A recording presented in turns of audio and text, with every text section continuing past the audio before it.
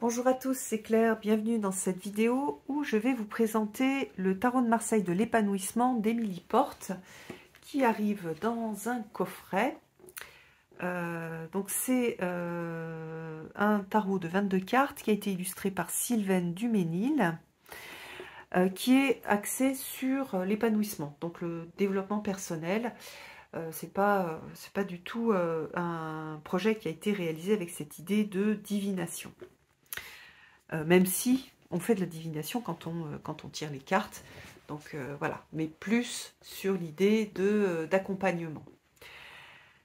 Donc dans ce coffret, Émilie Porte propose un regard neuf sur ces cartes familières. Vous découvrirez comment le tarot de Marseille, en reflétant votre monde intérieur, vous enseigne le sens profond de votre vie.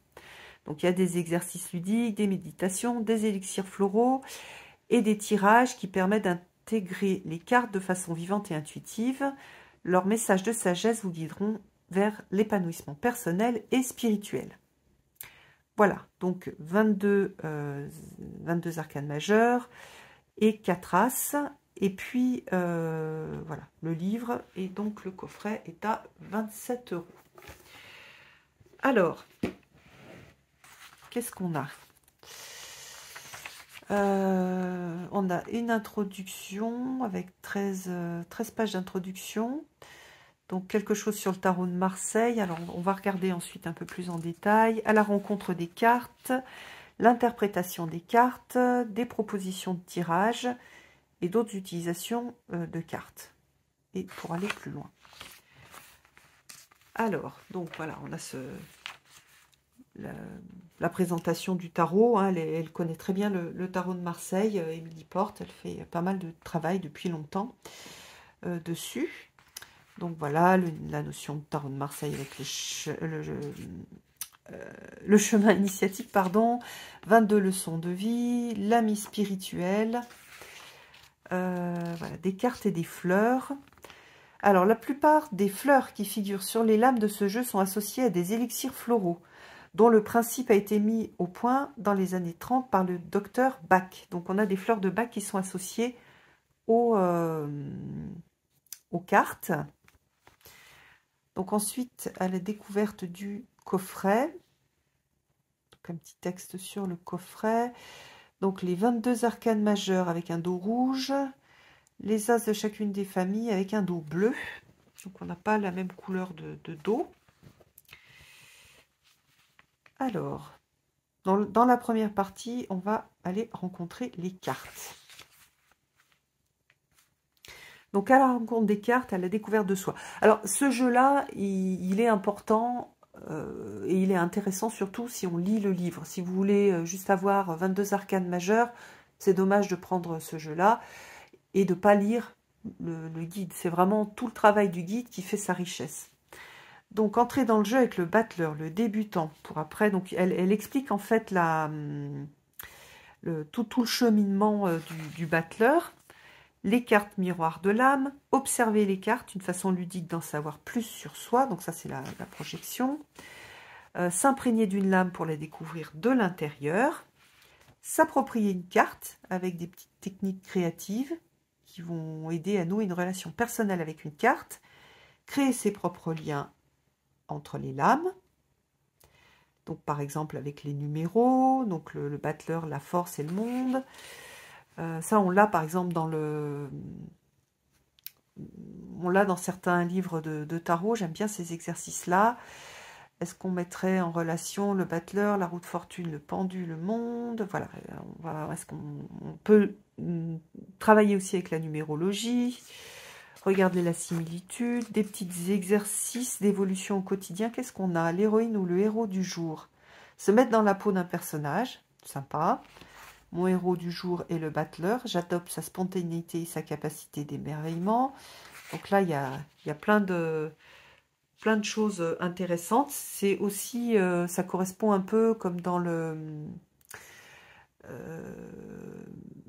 dans certains tarots, dans le tarot arthurien, à la quête sacrée ou au mantra qu'on va retrouver.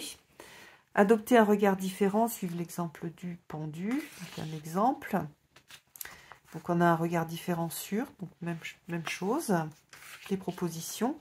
Après, nous avons l'interprétation des cartes. Donc, le battleur, c'est « Je m'ouvre à la vie sans préjugés, tout est possible ». Description et symbolisme. Des pleins feux sur un détail. Donc voilà, ça coiffe. La méditation. Une petite méditation. Sur le chemin de la sagesse. Donc j'aborde la vie avec confiance. J'accepte d'être novice. La vie est un jeu. Et puis après, le battleur dans un tirage de connaissance de soi.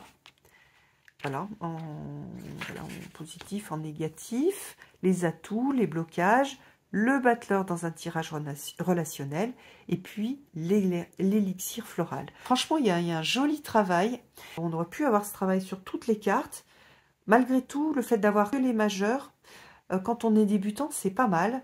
Et puis moi, je me remets aussi à utiliser certains jeux avec juste les majeurs. Donc, voilà. C'est un petit peu comme vous le sentirez. Puis vous voyez qu'on a, on a des fleurs qui sont sur les cartes. Alors ça, je ne l'avais pas vu au départ quand je l'ai reçu. Et en fait, je trouve sympa cette association de fleurs, enfin d'élixir floral.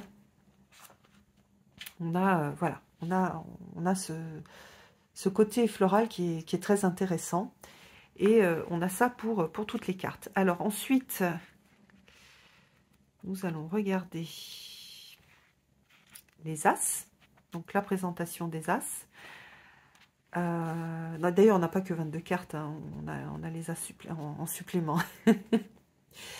Donc on a 22 plus 4. 26 cartes. Donc l'As d'épée, ce qui représente et l'élixir et la question à se poser. Même chose, l'As de coupe, élixir, question à se poser. Et puis les tirages. Alors, faire du tarot de Marseille Notalier, les arcanes nous parlent de nous. Moi, ce que j'aime, c'est chez Émilie Porte et son amour du tarot de Marseille. Et moi, j'ai commencé avec juste les majeurs. Hein, je vous ai déjà montré mon vieux tarot de Marseille. Les tranches des majeurs sont toutes grises et les autres, enfin gris foncé, les autres sont gris clair. Donc voilà. Alors, on a un tirage avec les 22 majeurs et puis on complète avec les As. Mieux se connaître avec, voilà, tirage sans question. Et ensuite, qu'est-ce que c'est ça? Les arcanes nous parlent de nous.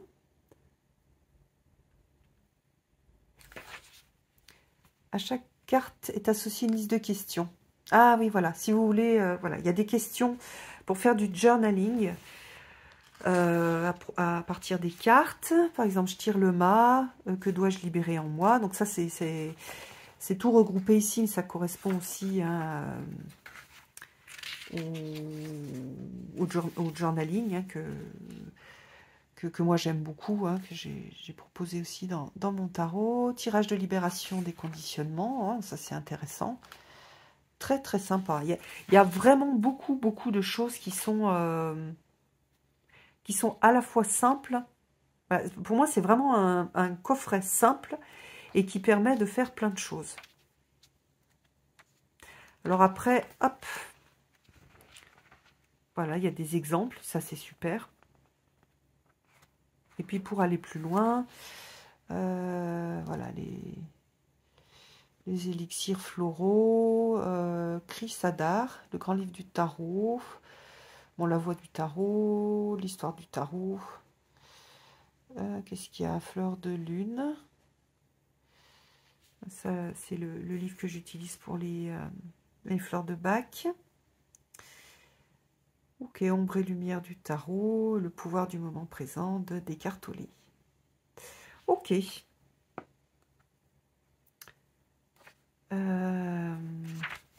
Donc voilà pour ce coffret. Alors les illustrations font assez anciennes, c'est pas elles font anciennes et modernes à la fois avec les petites fleurs.